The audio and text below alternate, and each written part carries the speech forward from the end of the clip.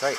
So with this guy, you can see the fins are a bit torn, could be damaged from scratching itself or getting lodged somewhere, but over here you can see there's a little tag of skin where it's hurt itself. Most likely the parasite's causing irritation and it scratched itself. So, okay, so since we've got him out, we might just take the sample.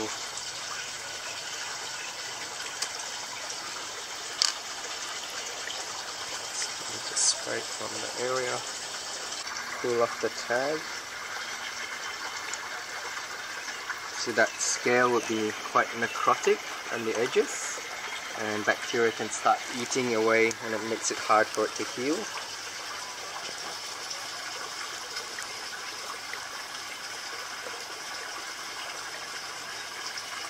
Those other scales are still good, so just give it some spray of betadine. But because betadine will just wash off straight away when you add it, put the fish back into the water, we're going to add this fish bandage.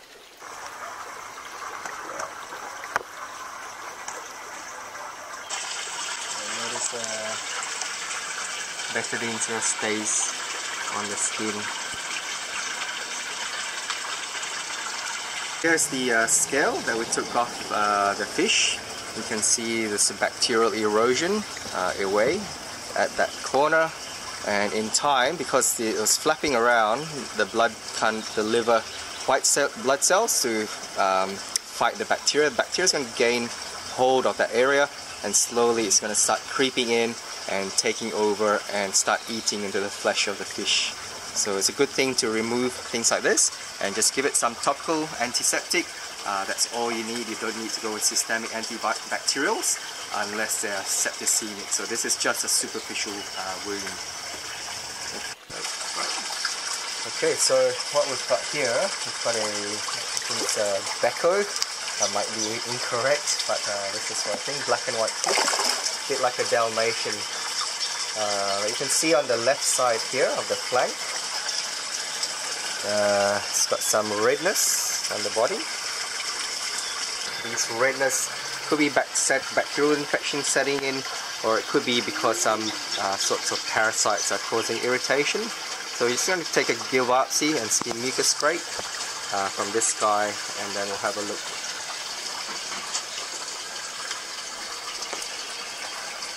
Let's take a gill biopsy first.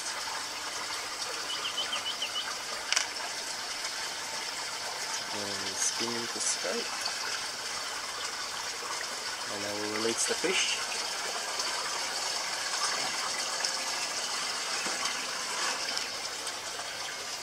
And we'll examine that under microscope.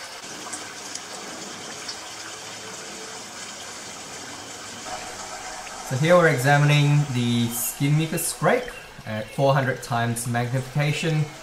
To the right is the host cells, and you can see some motility to the left of the screen. And these are the parasites we're looking for. They're much smaller than the host cells, and you can see by the way that they move, they are flagellated protozoa. This is known as Costia. The actual name of it is Ichthyobodo.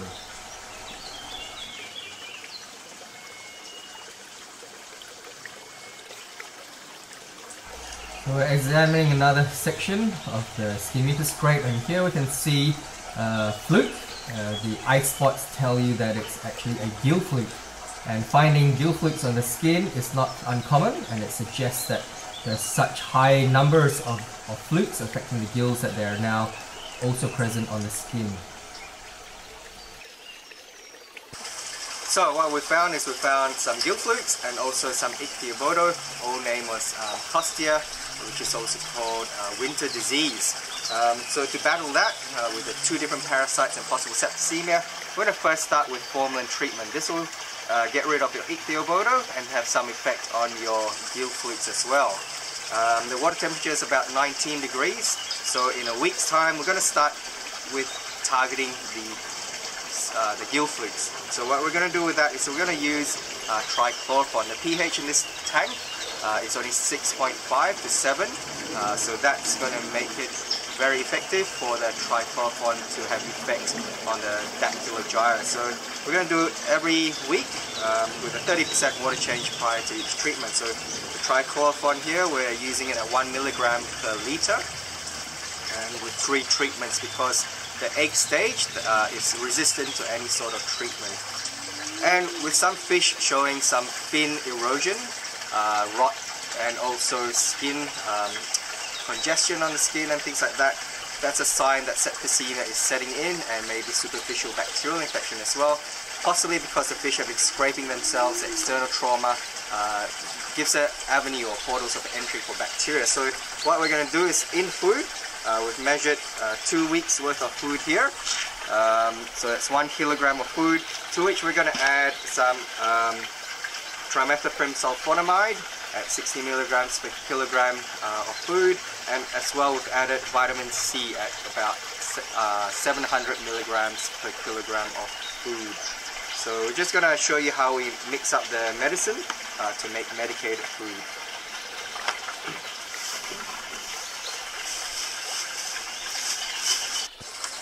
So the food, we're just going to pour it into a plastic bag. You can use a bucket or anything that you have available at the time.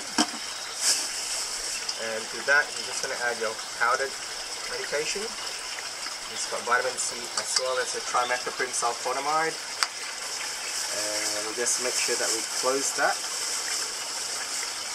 so that you don't get to breathe any of that in. And let's give that a mix. Once the powder is coated evenly, all the food,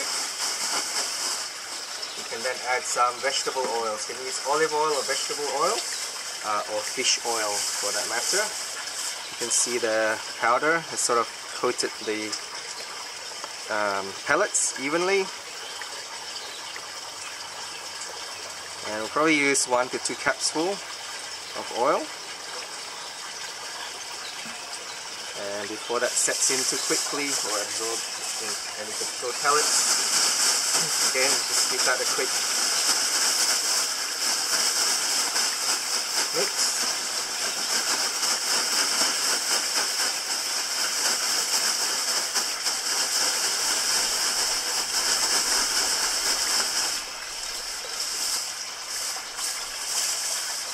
And here you can see the white powder is sort of with the combination of the oil, it's sort of soaked into the pellets, so it shouldn't escape. This is okay for fish that are still eating quite quickly as soon as the food hits the water. Don't put too much oil because it will create an oil slick on the surface. If the fish aren't really eating that well or quickly, they're not used to eating quickly, you can actually coat it with gelatin or agar. So with that, you need to, I guess, boil hot water or cook the gelatin or agar over the stove, and then just pour. You can mix the antibiotics or medicines into the agar, and then pour it over your pellets, and then mix it quickly with a spoon in a jar, and then let it cool down. With those foods, you need to keep them refrigerated so that the gelatin and the agar don't melt or go off. With this food, because it was dry and we're just adding oil, you can just keep it at room temperature and just feed it out as you go along. So this is formalin mixed. We normally add it into a watering can so you can distribute it evenly so that you don't get any hot spots where the fish will be exposed to too much medicine at any one time, cause severe burns or print out or anything like that. The other thing as well, the owner's got a UV in the filter, so we've asked the owner to turn that off before we started treating.